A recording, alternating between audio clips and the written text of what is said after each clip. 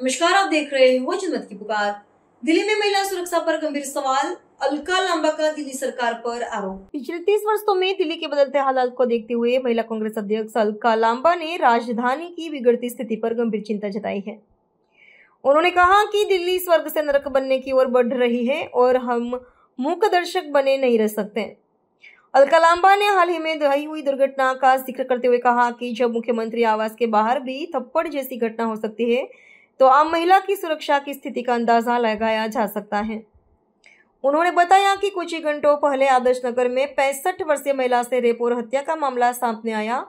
वहीं द्वारका में कार के अंदर एक महिला की गला घोटकर हत्या कर दी गई। अलका लांबा ने मौजूदा भाजपा सरकार पर कई गंभीर आरोप लगाए। सुनिए। हम दिल्ली में मैं अगर बात करूं कि पैदा हुई, पली बड़ी और दिल्ली को बनते और बिगड़ते हुए, आबाद और बर्बाद होते हुए इन पिछले 30 सालों में देखा है। शीला दीक्षित जी के कार्यकाल से अगर हमने शुरुआत की कि दिल्ली स्वर्ग से नर्क की तरफ बढ़ रही है और हम इसे मूक दर्शक बनकर बैठते हुए नहीं देखेंगे, ये फैसला दिल्ली के अध्यक्ष ने किया है और हम इनके साथ खड़े हैं।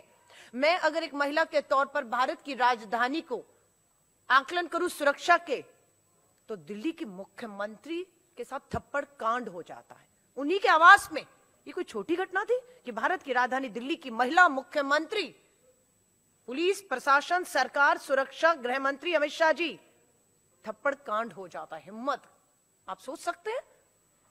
और उसके बाद आप बाहर निकलिए। आज अभी 4 घंटे पहले की खबर है, 65 साल की महिला, उम्र क्या है, 65 साल की महिला, बलात्कार की कोशिश की उसके साथ। राजधानी दिल्ली है। 4 घंटे पहले अमित शाह जी, रेखा जी 65 साल की महिला के साथ जबरदस्ती की गई और उसकी मौत, उसकी हत्या कर दी गई। झाड़ियों में लाश मिल रही है उसकी। यहां पर क्या बोलना चाहेंगे, हम इनसे पूछना चाहते हैं। और यह मामला आदर्श नगर का है, भारत की राजधानी दिल्ली का ही है। महिला का पीछा किया जा रहा है, महिला असुरक्षित है, महिला को हमला किया गया, उसकी हत्या कर दी गई।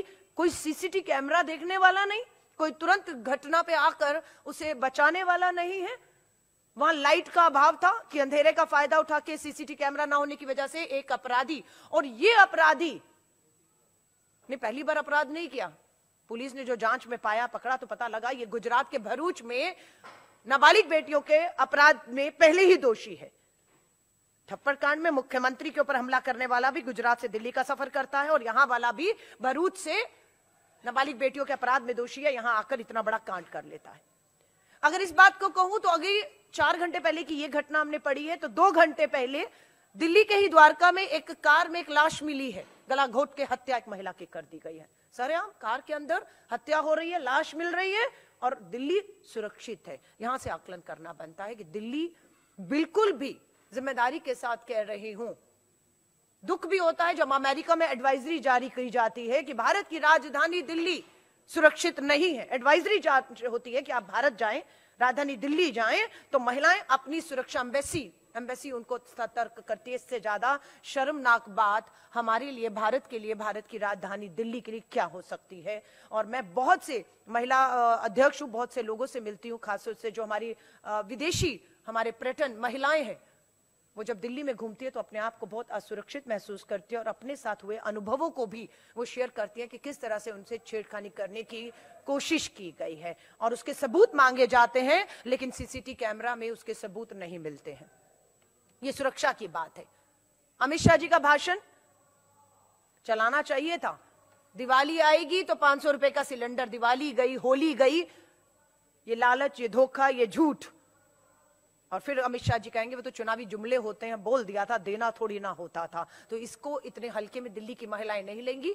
दिल्ली की महिला सड़कों पर उतरी हुई हैं और मजबूती से उतरेंगी। और अमित शाह जी अब किसी और का नहीं, दिल्ली के मुख्यमंत्री और गृह मंत्री आपके किए गए वायदों का ही घेराव करेंगे कि कहां है वो 2500 रुपया जो आपने वायदा किया था। अगर आपने हमारा अभी तक चैनल सब्सक्राइब नहीं किया है तो कृपया चैनल सब्सक्राइब कर लें, लाइक करें, शेयर करें, कमेंट करें। तो मिलते हैं फिर किसी और खबरों के साथ।